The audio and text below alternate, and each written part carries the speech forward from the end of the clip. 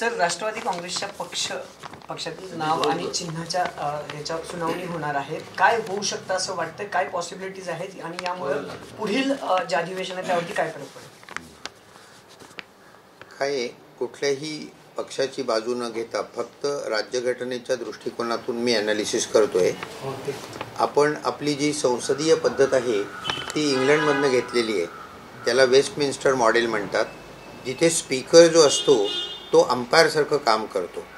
त्यामुळे कुठल्याही पक्षाचा स्पीकर झाला की तो पक्षाचा राजीनामा देतो आणि अंपायरसारखं काम करतो. तो पुन्हा जेव्हा निवडणुकीला उभं राहतो तेव्हा त्याच्या विरुद्ध कोणी उभं राहत नाही, तो अनअपोज निवडून येतो. त्यामुळे इंग्लंडमधला स्पीकर हा अंपायर असतो. आपल्याकडचा स्पीकर जो आहे तो कुठल्या तरी पक्षाचा सदस्य असतो आणि त्यामुळे त्याच्याकडनं फार न्यायाची अपेक्षा करणं हेच मुळामध्ये चुकीचं आहे. त्यातून स्पीकरनी 4-6 पक्ष बदललेले असतील तर आणखी अपेक्षा करणं चुकीचं आहे. त्यामुळे काय निर्णय येईल हे मी आत्ता सांगू शकत नाही. पक्ष कोणाचा आहे हे ठरवण्याचा अधिकार अर्थातच इलेक्शन कमिशनचा आहे, हे आता सगळ्यांना माहिती आहे. इलेक्शन कमिशन ठरवते की पक्ष कोणाचा आहे. परंतु इलेक्शन कमिशन जे आहे त्याची अपॉइंटमेंट पंतप्रधानांकडनं होते आणि 65 वर्षानंतर त्यांना योग्य कामाची बक्षिसी देण्याचं कामही पंतप्रधानच करतात. त्यामुळे त्यांच्याकडनंही मी हल्ली राज्यघटनेचा प्राध्यापक म्हणून फार न्यायाची अपेक्षा करत नाही.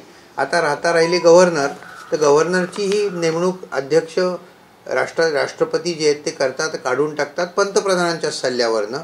त्यामुळे थोडक्यात काय की या सगळ्या ज्या लोकांनी अंपायरसारखं काम करावं, गव्हर्नर, इलेक्शन कमिशन, स्पीकर, यांची विश्वासार्हता आपल्या देशामध्ये फार मोठ्या प्रमाणात घसरती आहे. आता पक्ष ठरवताना सुप्रीम कोर्टाने अत्यंत स्वच्छ शब्दात सांगितलं आहे की मूळ पक्षाची राज्यघटना जी आहे त्याचा विचार करावा लागेल. त्याचप्रमाणे पक्षात बलाबल काय आहे ओरिजिनल पॉलिटिकल पार्टीमध्ये ते पाहावं लागेल. पक्षाच्या आयडिओलॉजीप्रमाणे कोण चालतं ते पाहावं लागेल आणि मग MLA MPची संख्या काय, त्यात बहुमत कोणाचं आहे ते पाहावं लागेल. आता हे निर्णय देताना फक्त मेंबर ऑफ पार्लमेंट किंवा MLAची जर का संख्या आपण लक्षात घेतली तर सुप्रीम कोर्टाने जे सांगितलं आहे त्याच्या विरुद्ध हे घटनात्मकदृष्ट्या अधपतन चालू एका तऱ्हेने. कारण शेवट MLA किंवा MPs हे का बदलतात पक्ष किंवा त्यांना काय प्रलोभनं दाखवली जातात हे आता सगळ्या जगाला माहिती आहे. त्यामुळे एक फक्त जाता जाता सांगतो की राज्यशास्त्रातलं तत्त्व आहे हे मी काही नवीन शोध लावत नाही आहे की ज्यावेळी पंतप्रधानांना बहुमत असतं, पूर्ण बहुमत असतं, त्यावेळी सर्व यंत्रणा त्यांच्या दबावाखाली येतात. जे इंदिरा गांधींच्या काळामध्ये झालं आणि जे आत्ता मोदींच्याही काळात होत आहे. आणि मग इथे एकपक्ष पद्धती किंवा हुकुमशाहीकडे वाटचाल चालू होते. मग यातनं मार्ग एकच असतो आणि तो म्हणजे सर्वोच्च न्यायालय. तेव्हा माझी एक अशी आशा आहे की आता इथून पुन्हा अपील, हा निर्णय चुकला तर अपील सुप्रीम कोर्टाकडे करता येतच. तेव्हा सुप्रीम कोर्ट हा जो अँटी डिफेक्शन लॉ केला आहे राजकीय भ्रष्टाचाराचं निर्मूलन करण्यासाठी, हा भक्कम करण्याचं कार्य सुप्रीम कोर्ट करेल अशी मला एक आशा आहे.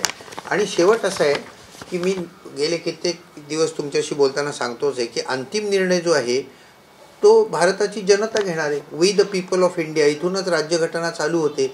लोकांना हे जे काय चाललं आहे सगळं हे पटत असेल तर ते पुन्हा याच पक्षाला निवडून देतील, नसेल पटत तर ते दुसऱ्या पक्षाला निवडून देतील. आणि असं अनेक वेळा त्यांनी केलं आहे. आणीबाणीनंतर इंदिरा गांधींना आपण पदावरनं दूर केलं, परंतु जनता सरकार नीट कारभार करत नाही तर इंदिरा गांधींना पुन्हा 2/3 बहुमतांनी निवडून दिलं. तेव्हा भारताची जनता अत्यंत सुज्ञ आहे. तेव्हा आपण शेवटचा आपला जो विश्वास आहे तो भारताच्या राज्यघटनेवर आणि भारताच्या जनतेवर ठेवूया. ही परिस्थिती जी निर्माण झालेली आहे त्यात लोकशाहीची व्याख्या खरंच बदलत असं वाटतं का तुम्हाला? नाही, मी तुम्हाला सांगितलं तसं की मी प्राध्यापक असल्यामुळे फक्त थिअरीबद्दल बोलतो. प्रॅक्टिकल काय चाललं आहे त्यावर मी बोलत नाही. लोकशाही याचा अर्थच डेमोक्रेसी म्हणजे डेमॉस आणि क्रेटॉस म्हणजे पॉवर ऑफ पीपल असाच होतो. अंतिम सत्ता ही लोकांच्या हातात आहे. त्याचं विकृतीकरण झालं असेल तर त्यावर मी बोलणार नाही. पण मग चिन्हाच्या संदर्भात आज काय निर्णय होऊ शकतो का? नाही, ते मी आत्ता जे ॲनालिसिस वाटतंय किंवा निवडणूक आयोगाच्या काय चुका आहेत हे तुम्हाला वाटतं? निवडणूक आयोगाच्या ज्या चुका आहेत त्या आणि स्पीकर ज्या चुका करतील त्या, या सर्वांच्या विरुद्ध अपील सर्वोच्च न्यायालयाकडे करता येतं आणि शेवट सर्वोच्च न्यायालय ठरवेल. पण दुर्दैवाने झालं आहे काय की आता 11 मेला जो सर्वोच्च न्यायालयाने निर्णय दिला गेल्या वर्षी, त्याच्यात गव्हर्नर चुकले, स्पीकर चुकले, सगळं सांगितलं. पण त्यातनं इतक्या पळवाटा ठेवल्या अँटी डिफेक्शन लॉमध्ये. आता 2/3 एकाच वेळी बाहेर जायला पाहिजे हे सुप्रीम कोर्टाने क्लिअर केलं नाही.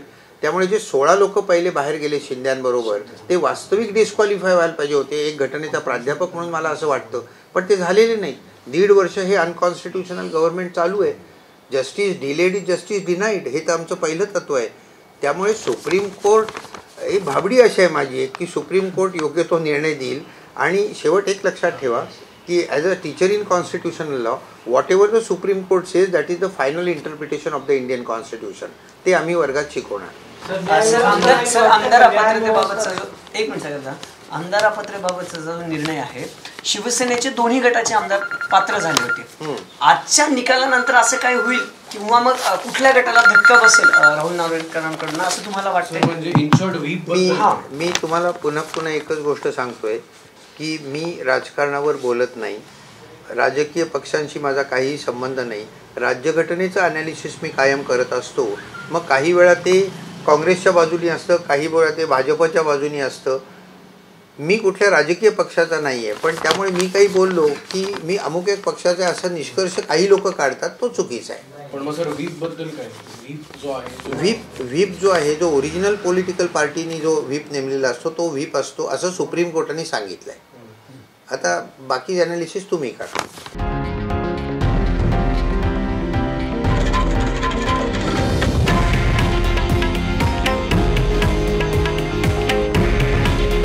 हे आहे देशातील नंबर 1 न्यूज नेटवर्क आणि आपण पाहत आहात TV9 मराठी.